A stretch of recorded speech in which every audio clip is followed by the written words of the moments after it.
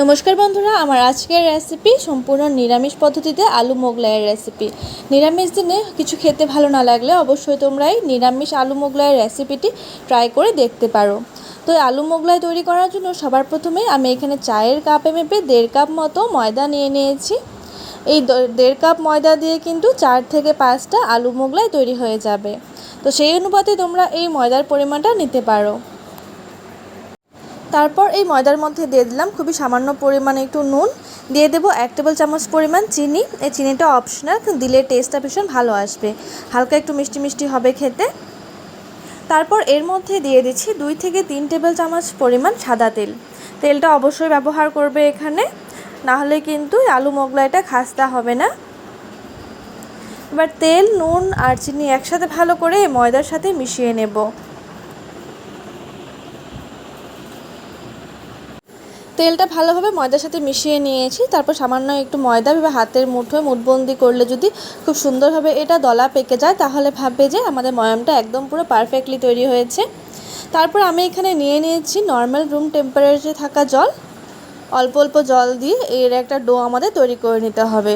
সাধারণত আমরা যেমনটা পরোটার জন্য ডো তৈরি করি, ঠিক তেমনভাবে ডোটা তৈরি করে নেব। খুব বেশি শক্তও নয়, আবার খুব বেশি কিন্তু নরমও নয়।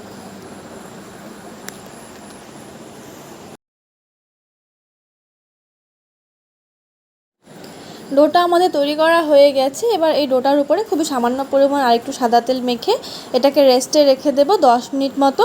এই 10 মিনিটের মধ্যে আমরা এর ভেতরের জন্য একটা আলু মশলা রেডি করে নেব। আর এই 10 মিনিটের মধ্যে আমরা এর ভেতরের জন্য একটা পুর রেডি করে নেব। তো পুর তৈরি করার জন্য আমি খুবই সামান্য পরিমাণ একটু তেল দিয়েছি প্যানের মধ্যে, তোমরা দেখতেই পারছো। 1/2 টেবিল চামচ মতো তেল আমি এর মধ্যে দিয়ে দিয়েছি। তোমরা চাইলে কিন্তু এই পুরটা সম্পূর্ণ তেল ছাড়া তৈরি করতে পারবে। তেলটা ভালোভাবে গরম হয়ে আসলে এর মধ্যে দিয়ে দেবো একটা শুকনো লঙ্কা, এভাবে টুকরো টুকরো করে দিয়ে দিয়েছি। দিয়ে দেবো 1/2 টেবিল চামচ পরিমাণ কালো জিরে। কালো জিরে এবং শুকনো লঙ্কাটা একসাথে ভালোভাবে ফ্লেভারটা মিক্স হয়ে যাবার পর এর মধ্যে দিয়ে দিচ্ছি 4 থেকে 5টা কারি পাতা। এই কারি পাতার ফ্লেভারটা কিন্তু এই আলু মশলার মধ্যে খেতে বেশ ভালো লাগে।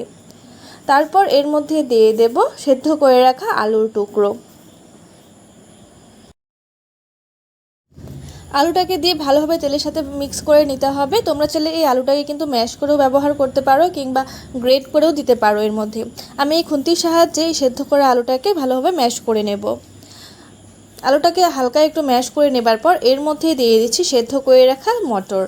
এটা সম্পূর্ণ অপশনাল, দিলে টেস্টটা ভালো আসে। তোমরা এই মটরের পরিবর্তে যে কোনো নিজেদের পছন্দ অনুযায়ী সবজিও কিন্তু ব্যবহার করতে পারবে। তো মটরটাকে দিয়ে এবার আলু আর মটর একসাথে ভালো করে ভেজে নেব।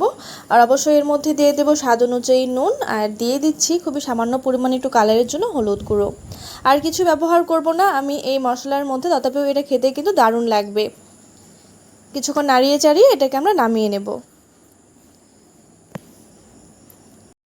পুরোটা আমাদের রেডি হয়ে যাবার আমরা যে ডোটাকে তৈরি করে রেখেছিলাম সেই ডোটাকে আরও 1 মিনিট মতো ভালো করে মেখে নেব। ডোটাকে ভালো করে মেখে নেওয়ার পর এর থেকে ছোট ছোট করে লেচি তৈরি করে নেব। খুব বেশি মোটা করে তৈরি করবে না, এই মোগলাই পরোটাটা কিন্তু একটু পাতলা করে করলে খেতে বেশ ভালো লাগবে, একটু মুচমুচে হবে খেতে। লেচি তৈরি করে নেবার পর সেখান থেকে একটা একটা লেচি নিয়ে এবার হাতের মাধ্যমে ছড়িয়ে দেব। তোমরা চাইলে এটাকে বেলেও নিতে পারো, কিন্তু হাতের মাধ্যমে কিন্তু খুব সুন্দরভাবে স্প্রেড হয়ে যাবে। তোমরা দেখতেই পারছো, একদম পুরো গোল করে এটাকে স্প্রেড করে নেব।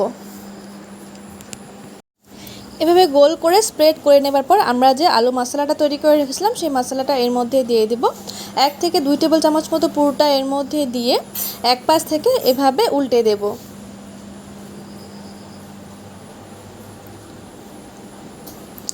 এক পাশ থেকে উল্টে দেবার পর সামান্য একটু জল দিয়ে দেব। জল দিয়ে আরেক পাশটা এর মধ্যে জোড়া লাগিয়ে দিতে হবে।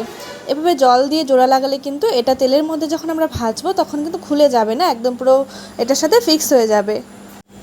এভাবে করে আমরা সবগুলো মোগলাই পরোটাটাকে কিন্তু তৈরি করে নিতে হবে।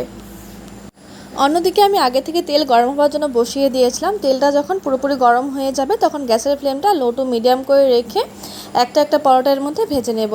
আর পরোটার যে পাশে আমরা জোড়া লাগিয়েছি সেই পাশটা কিন্তু তেলের প্রথম দিকে দিতে হবে। দিয়ে এভাবে অল্প অল্প গরম তেল এর উপরে ছড়িয়ে দেব। তোমরা চাইলে কিন্তু এটাকে শ্যালো ফ্রাইও করে নিতে পারো।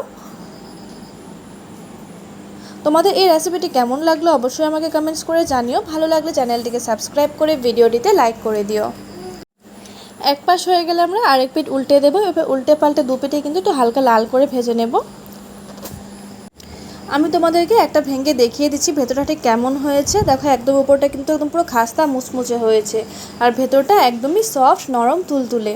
তো তোমাদের কেমন লাগলো অবশ্যই আমাকে কমেন্টস করে জানাবে। ভিডিওটি শেষ পর্যন্ত দেখার জন্য অনেক অনেক ধন্যবাদ।